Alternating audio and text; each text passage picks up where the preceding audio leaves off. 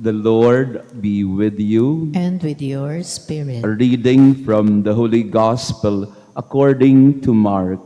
Glory to you, O Lord.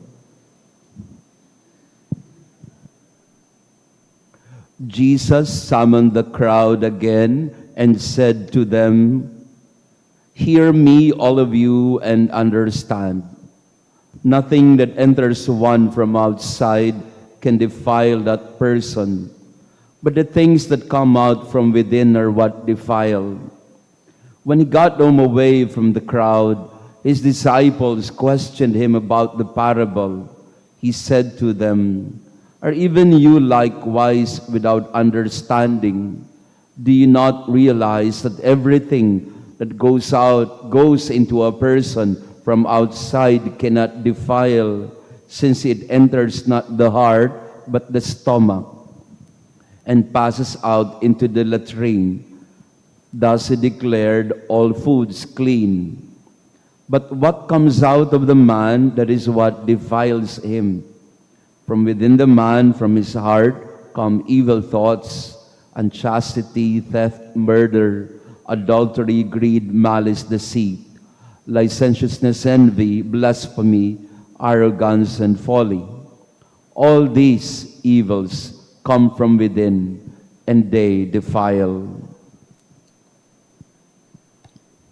The Gospel of the Lord. Praise to you, Lord Jesus Christ. Please be seated.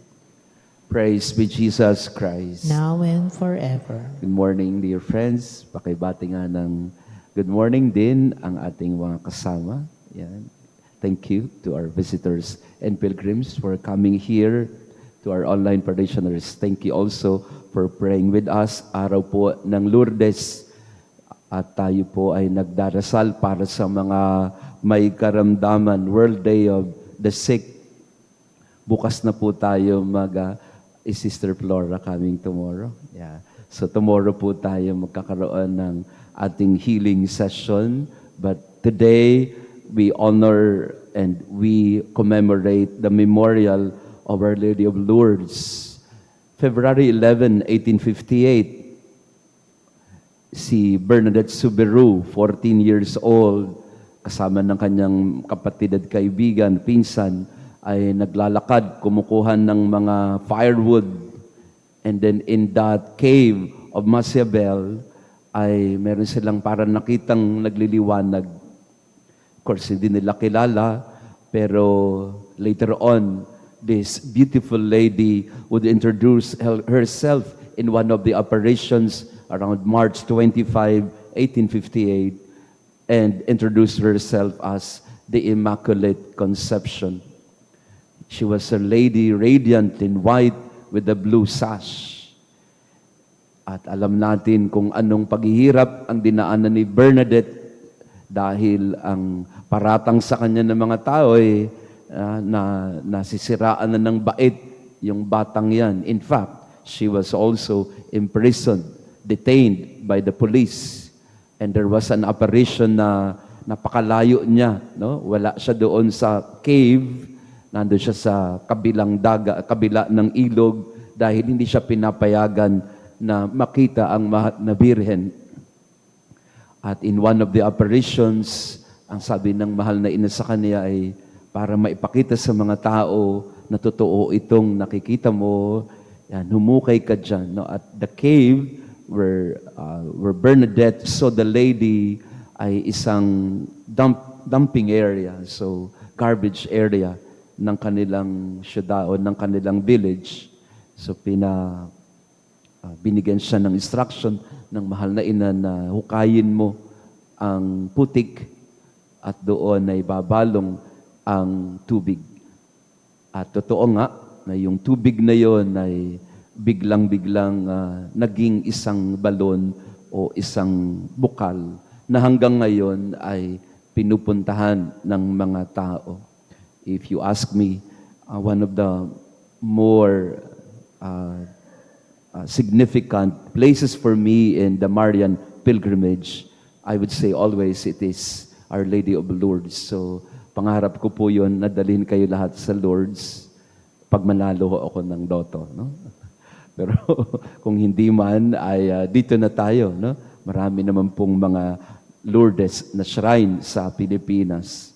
Minsan po ay may isang madre ba o pare doon na kinausap ako sa Lourdes, sa shrine. Ang sabi sa akin, do you know the song of Immaculate Mother in Filipino?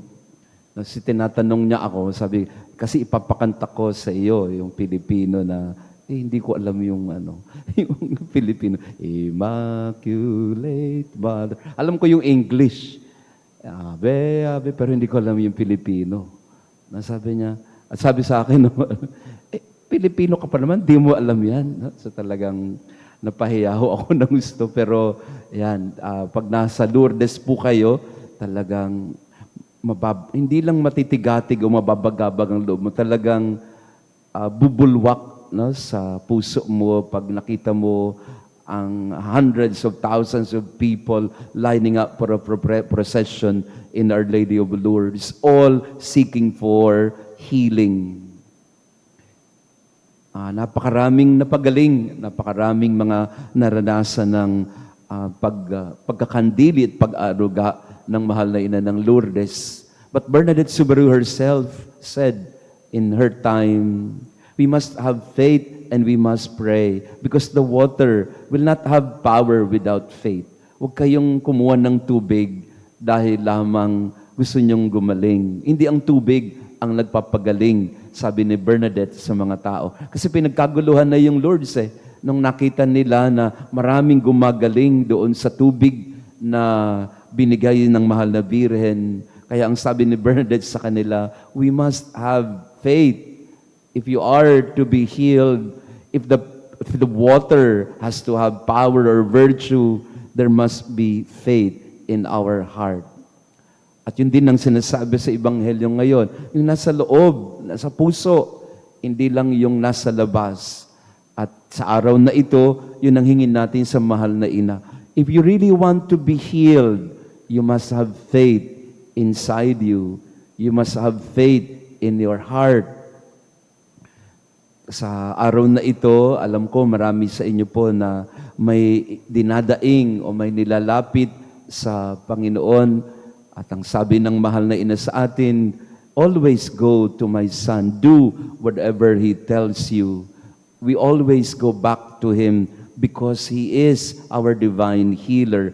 I intercede for you, but we must go back to the font of the living water, not just the water of Lourdes.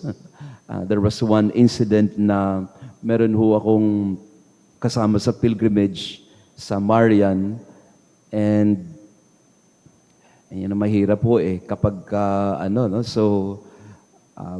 syempre kanya-kanyang luggage po yan, no? Kanya-kanya ng luggage. Ang problema ho, pag napuputan ng Lourdes, sumasalok ng napakaraming tubig, no? Yung mga pilgrim.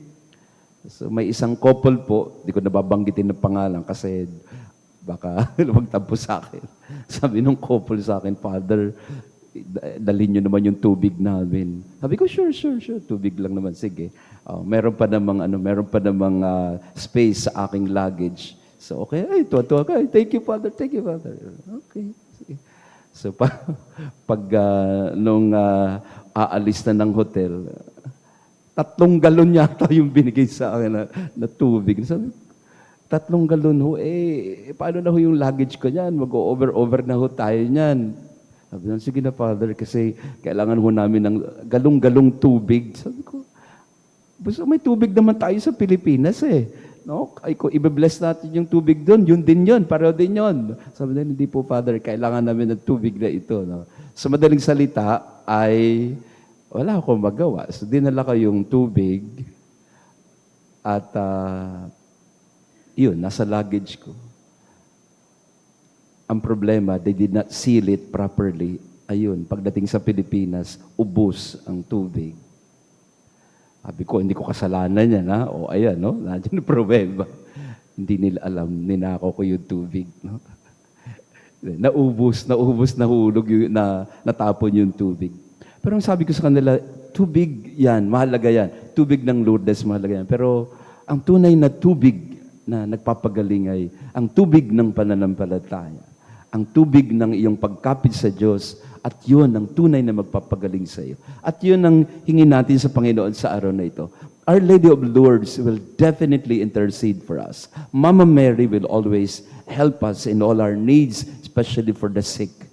But we must cling to the Lord because He is the living water that gives us life and healing.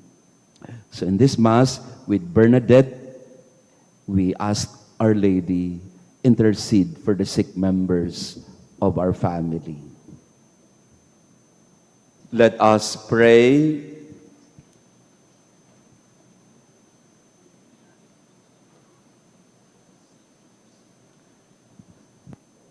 May the people consecrated to you, Lord, we pray, receive the fruits and joy of your blessing.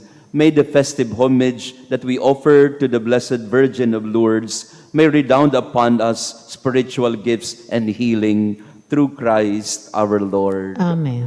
Maraming salamat po ulit sa inyong pagdalo sa ating misa. We pray for healing today. We ask the intercession of Our Lady of Lourdes. The Lord be with you. And with your spirit. And may our loving God bless you and your family, the Father, the Son, and the Holy Spirit. Amen. Our Mass has been offered. Go in peace to love and serve the Lord. Thanks be to God.